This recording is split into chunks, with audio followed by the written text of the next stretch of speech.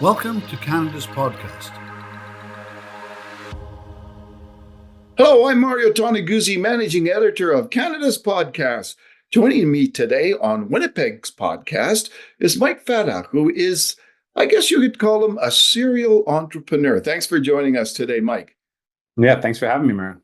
Well, before we get into the being a serial entrepreneur out there, what did you want to do when you grew up? What did you want to be? Not an entrepreneur, I would probably think. I just wanted to make money when I was young. I didn't quite understand that. I just, I grew up and we didn't have that much money, so I wanted to make some money of my own, and that started kind of, I guess, entrepreneurial in like the paper route way. And but I did have a job for a number of years working construction before I got into entrepreneurship. So at that point, I was pretty sure I didn't want to have a shovel and a pickaxe in my hand for the rest of my life and do something else. Yeah.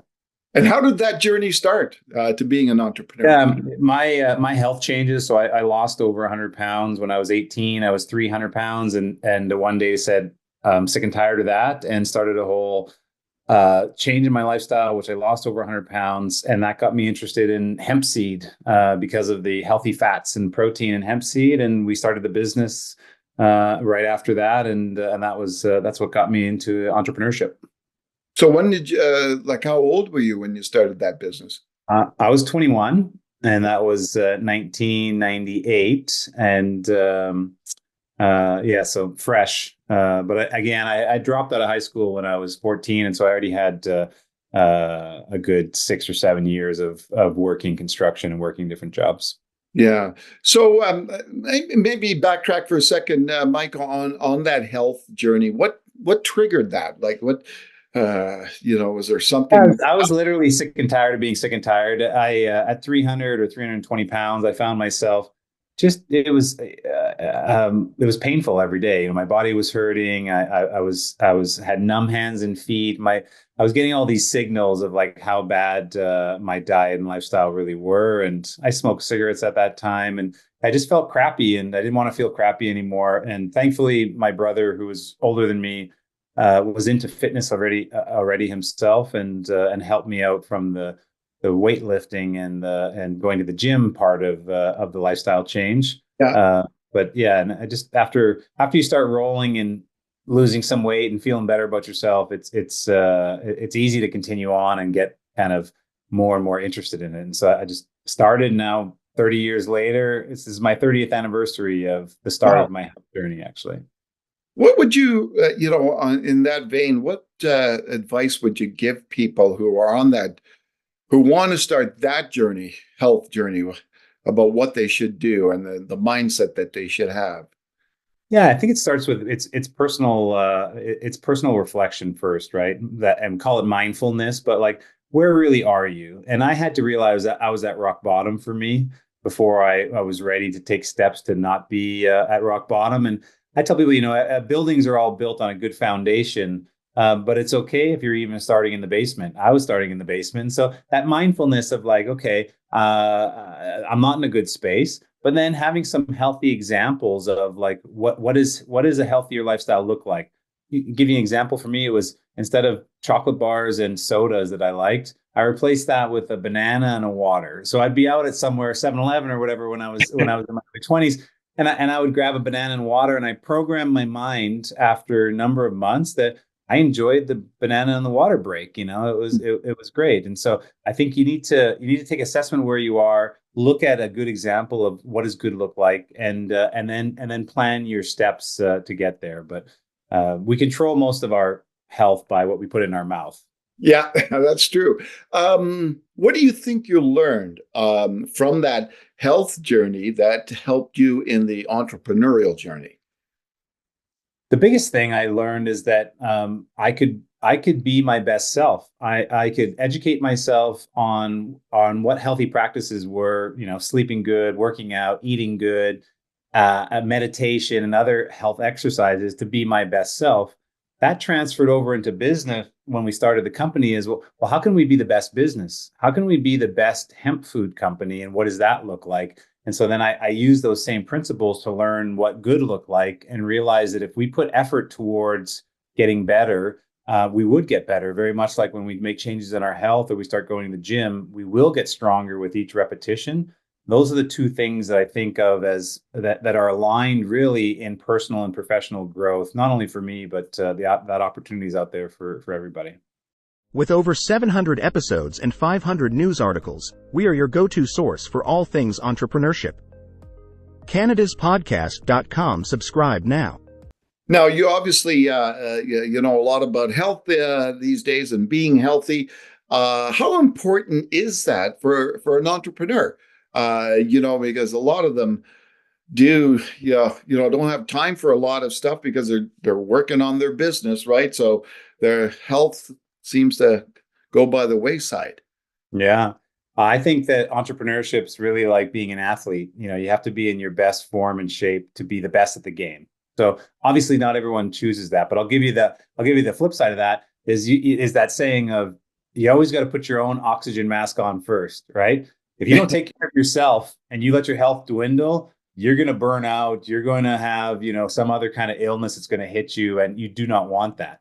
On the flip side, if you're an entrepreneur, you want to be successful. The best way to be successful is train like an athlete and get prepared to be good in business. Your mind will be sharper. You'll be able to work, more efficiently in deep work and in flow state, maybe even longer hours of the day or weekends if your business is calling for that time because you're trained and you're physically healthy. So I don't see it as a don't have time for it. Health is fundamental, and it's got to be the first couple hours of your scheduling your whole day, right? To eat good and to exercise and to sleep enough. I mean, those are the foundations. Okay. Now, going back in time when you first started the first business, what was the biggest challenge you faced? People not believing in us. We were so bleeding edge. Not every entrepreneur's business journey is like that, but hemp was brand new to everybody, and it was that people were misinformed. They thought hemp was also marijuana, even though they're relatives in the cannabis family. So we would go to I remember our first trade show, and 80% of the people would just walk by our trade show booth and laugh, hemp, I don't do that, And so we were just so early that we were creating this new market, a new industry that we had to put up with the far majority of people not believing in what we were trying to create. Was being young an obstacle?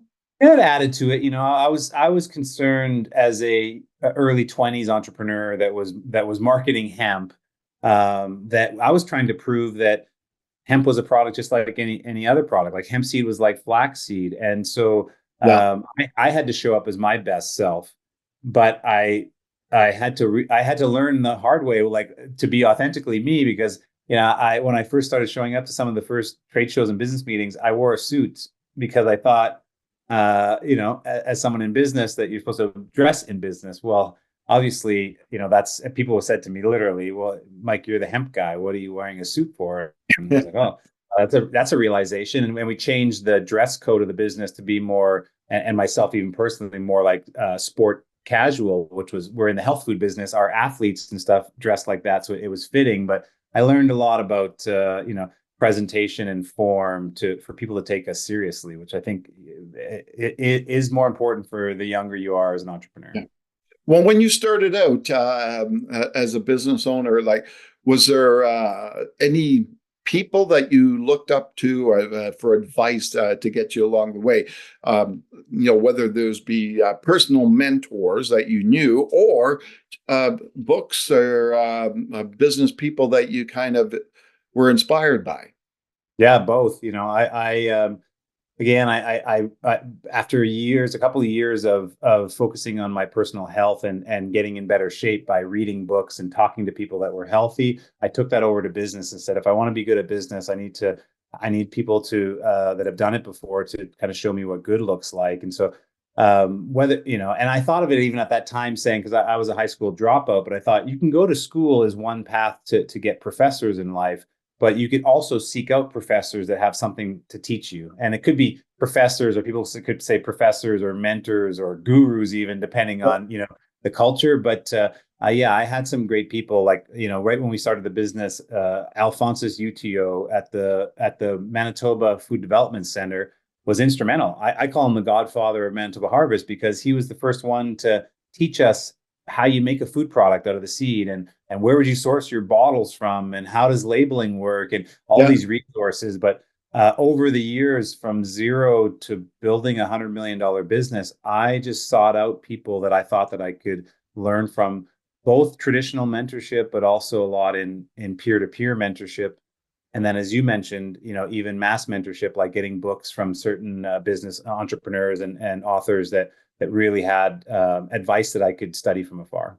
Any of those authors that you could share that were instrumental? Like one of my favorite books is Jim Collins' Good to Great. I think if you're building a business, and not everybody takes that approach, of being the highest quality or like the highest standard, but I think it is a very, very strong approach. It's worked well for me in a number of our businesses, and I just love that book. I think Jim does a great job of explaining why you want to invest in bettering your organization to be the best.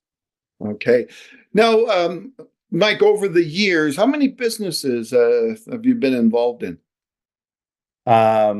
Well, my significant one was Manitoba Harvest, where I grew it 0 to $100 million and then sold it. But I have 9 companies in my portfolio now. There were 10, but we Sol Cuisine, we grew the business 4 times over the last 4 years, and then we sold it in 2022. And so right now I'm helping 9 entrepreneurs through investment, and some of them advising and being a board chairman or advisor to the founders. Now, when you're looking at investing into businesses, what do you look for? Stage of business, I think, is key at first. Like I'm not a startup, I'm not an angel investor, and so I invest at venture growth stage, which is around maybe 5 to 10 million in sales, and so I usually invest alongside an institutional investment partner. But my investment thesis is quite simple. I like products that I have in my house that I consume on a regular basis. I'm a healthy minded guy. Health, natural product, food and beverage is a space that I know really well, that CPG space. And so I like that type of product. And then it's meeting the founders of those businesses and really hitting it off with the founder, both thinking that they're, smart and really fitting for the business, but also a fit that I want to hang out with them and have strategy sessions and build the business with them. If we get those 2 pieces right, or 3 pieces with the scale, then I'm looking for growth potential, obviously, in good margins and other financials in the business. But that foundation of right scale, right product, and right founder would be the 3 for me. Stay ahead of the game with our expert tips and strategies that will help your business thrive in a digital era. CanadasPodcast.com. Subscribe now. Can you talk a little bit, Mike, about being an entrepreneur in Winnipeg and in Manitoba? What's that like, and what's the business environment in that city, in that province? Yeah, I think it depends on what kind of product you're producing, if you're going to be producing a product. But because there's not a huge market here for some types of products. We're not the biggest city in Canada, but in saying that, Winnipeg is just and Manitoba altogether is such a friendly place to do business. There is a tremendous amount of resources for entrepreneurs, from startup to all different stages of their business. Obviously, a big focus there has been for a long time around agriculture and agri-food. The agri-food industry is just massive here. We're right in the breadbasket. We've seen over the last 5 or 10 years the growing other scenes, like the tech scene in Winnipeg and Manitoba is well established now. So there's a lot of government grants, government supports, nonprofit organizations that can help entrepreneurs grow and build community. And so that is the key advantage of founding and being an entrepreneur in a place like Winnipeg, Manitoba. Okay, now how old are you, by the way? I'm turning 48 this year. Okay, so quite young in the journey. What are your thoughts and plans for the future, and what you want to do? Over the last 5 years since we sold Manitoba Harvest, and I've been setting myself up as a investor, board chairman, advisor. I'm also, and then my mentorship, which I'm an author, creating a community, a social following, and spreading the entrepreneurship message. I feel like what I've developed over the last 5 years, I'm really enjoying it, and hopefully I could be doing this same thing, for the next 40 or 50 years of my life, and because I really do. I don't know if I'm fit to operate a business myself, but I really do love helping entrepreneurs grow businesses and be part of the strategy and team building, and especially if it has something to do with making this world a healthier place. Yeah. Now, when you look at the environment out there currently, a lot of challenges, with the economy and costs and inflation, et cetera, et cetera. What does it take for an entrepreneur these days to be successful? Yeah, a great question. I think as a 25-year entrepreneur that's been through, we started the business in the 1998 recession, and then we went through, 2008, 2009, 2010. So now I could say I've seen the cycle a couple times. Yeah. But these times, you need to be more strategic than ever. So your question on what does an entrepreneur need to really have? You need to have a clear strategy for your business. And you need to have the governance for your business to be able to affect that strategy. So, when you're a small business and you're a startup, that's called working on your business instead of just working in your business. But that's the most critical thing that you need, because, you learn insights in your business every day operating. And a lot of entrepreneurs, especially smaller ones, or that are a single team or a very small team, don't realize how important it is to have an annual plan and a strategic plan and budget, review that quarterly, and like really calendar that time, take that down into monthly financial review meetings, and then even weekly meetings to look at your KPIs. Like that is just as important or more important than going out there and performing, sales and marketing and operations activities in the business. Mm-hmm. Now, Mike, you mentioned you're an author, and I see your hat grow, and Yeah. the book you've written. I'm just looking at here: 12 Unconventional Lessons for Becoming an Unstoppable Entrepreneur. There you go. Yeah. I'm marketing. Yeah. So, without giving away all 12, what are some of the key points that you're making in this book? Yeah, and we've talked through some pieces of it today, Maria, but I'd say obviously I go a lot deeper, and because the book is my longest form that I've been able to share. But it's how you become your best self, personally, so that you're really prepared for, whether you're embarking on entrepreneurship or you've been a longstanding entrepreneur and you realize that you have to be your best self to affect the best in your business.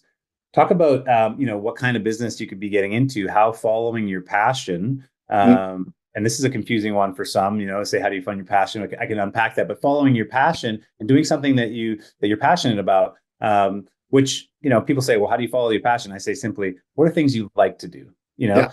If you can align things that you like to do with what the world needs, then there's an opportunity to have a business out of it, right? And that could be a lot of that covers the whole playing field. And so I think that's just a strong approach into business. And then when you have that strong why, it's how do you create community around your business in a number of different ways that help you become a more successful entrepreneur, because people are rallying for you. How do you use mentorship in the forums to grow your business? So, I kind of walk through all the ways that I was successful as an entrepreneur over 20 years, from start to business all the way to exit. Share some stories about that, but really share my strategy and tactics for how people can think about things.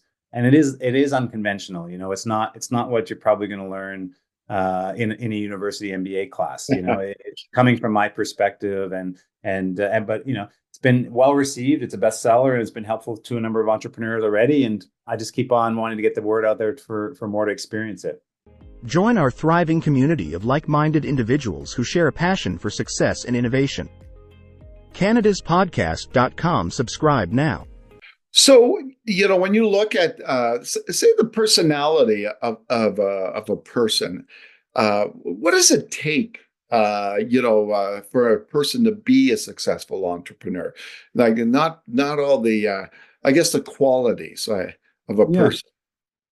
Yeah, I mean, determined and persistence and grit come to mind, but there's different ways to win as an entrepreneur. It depends what your personal strengths are, because in a business, I like to think about it all departmentally, but front of the house and back of the house, or operations and finance and sales and marketing. These are all things you need to cover in a business. But Yeah. there's very smart entrepreneurs that are financial professionals that know operations. They come in, they establish their business on that front. That's their strength. That's the business strength.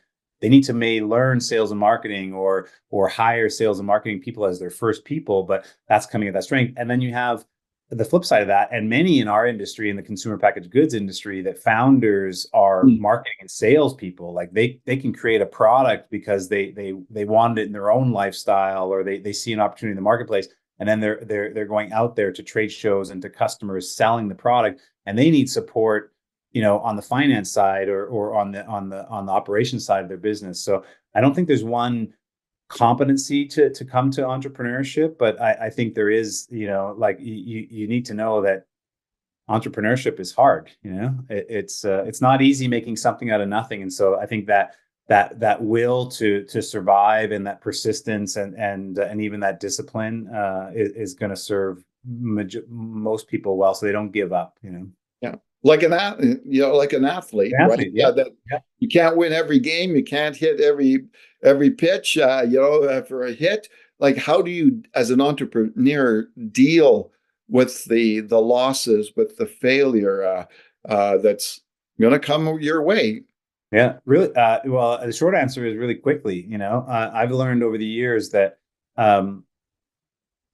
losses, we deem them as losses, and Yeah. sometimes they're visible losses, but we don't know. We really can't say what's good and what's bad for the business, because one day something really good happens and we think that's the end all and it's all positive, but it doesn't turn out to be. And the same thing could be for negative. But Yeah. each day, if we think about, I like the term winning or learning instead of winning or losing, because every time that we don't get the goal, or we don't get the sale, or something happens to us, we made the wrong product, we screwed up in some way, we lost, but we really learned, okay, we need to be better at that. And I see that analogy too, in as well as like athletes in sport, right? Like when you get knocked down as a fighter, you review the tape, you understand, oh, he hit me from the right, like over and over. Now my new training plan has to be to protect myself on the right, and realize that. And then you go back to practice, you go back to like starting to execute again. Same thing Yeah. in business.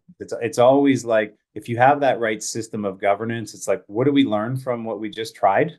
Okay, dust ourselves off, get back up, put another plan together, and try again, and you do that over and over and over again, because I've just learned it's not one big win usually, or it's like a million little wins that add up in business. And to Yeah. get a million little wins, you may need a million little losses too. That you just can't let that kill you. Just Yeah. keep on executing, keep on going. How important is it for an entrepreneur to find that, I guess, interests that are beyond the business itself?